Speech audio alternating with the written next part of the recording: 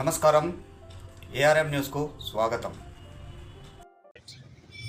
ఈరోజు ఈ జయం ధర్మకాండ అండ్ జయం డంగు ఆధ్వర్యంలో వినాయక చవితి వినాయకుని నవరాత్రి ఉత్సవాలను పురస్కరించుకొని ఈరోజు 5వ రోజుని పురస్కరించుకొని అన్నదాన కార్యక్రమం నిర్వహించడం జరిగింది.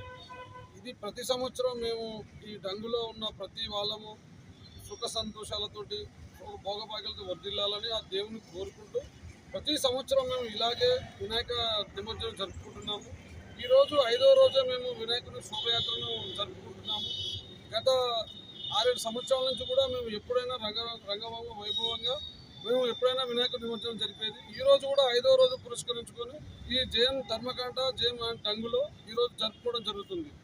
ఇక్కడ ముఖ్య ఉద్దేశం ఏంటంటే వినాయక నవరాత్రి ఉత్సవాల్లో పాల్గొన్న వాళ్ళకి అందరికీ వినేత డబ్బు ఐశ్వర్యం అందరికీ కలగూడాలని అందరికీ రావాలని ఆ దేవుణ్ణి కోరుకుంటున్నాం.